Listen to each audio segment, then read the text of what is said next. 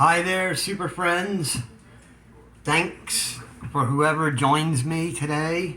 I'm gonna try to make a daily video. Maybe then I'll get some subscribers, and after all these years, kind of sad, but I appreciate everyone that does subscribe and listens to my stories. Today is going to be another jailhouse story. Yep, the second time I was in the slammer. This one here, it's bad enough, but I've got better ones coming, believe me. But this is what happened. I was in Slidell, Louisiana, and I had a motorcycle, a nice Twin Star, Honda Twin Star. And I used to go to work on it every day. And one morning I woke up to go to work and it was gone. And I didn't know what else to do, so I called the police. And the police come out there and hauled me away to jail. Yep. And then they put me on a lie detector test after I sat in the stinky, they always smell like piss. They usually always smell like piss. And there was the cops, big fat cops, eating hamburgers in front of me and stuff. You're gonna talk, you're gonna tell us the truth. I said, I'm telling you the truth. I don't know what you're talking about. All I know is someone stole my motorcycle. That was you we were chasing last night. You got away from us and you dumped the bike in a ditch and ran away. That's what happened. And they put me on a lie detector test. And they said, you're lying, you're lying. I was telling God's honest truth. I said, that machine must be broken because I'm telling you God's honest truth. I didn't wreck my own motorcycle all up, and because that's what they told me, that it was all wrecked up and in a ditch.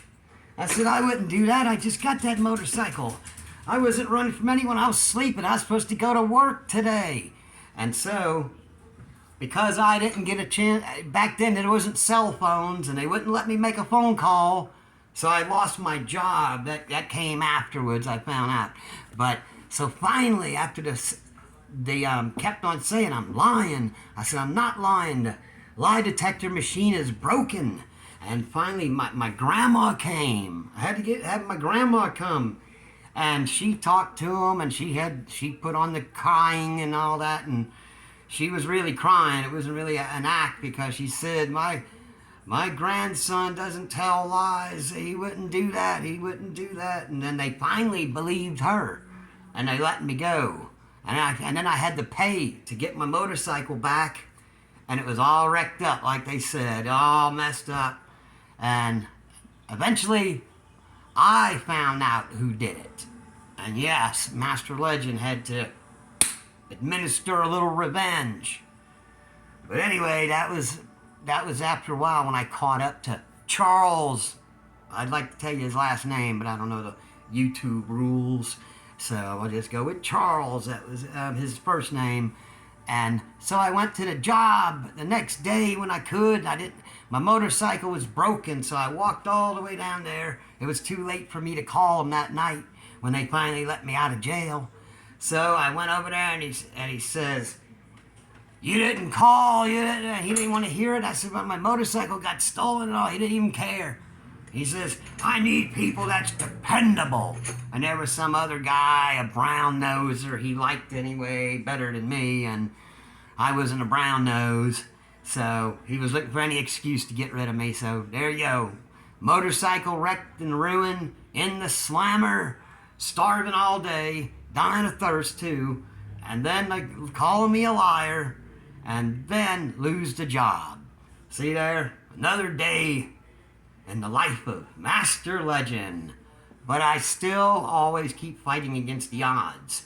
You will see as I tell you more and more stories of what I've lived through and what I've had to deal with, especially in the child abuse stories.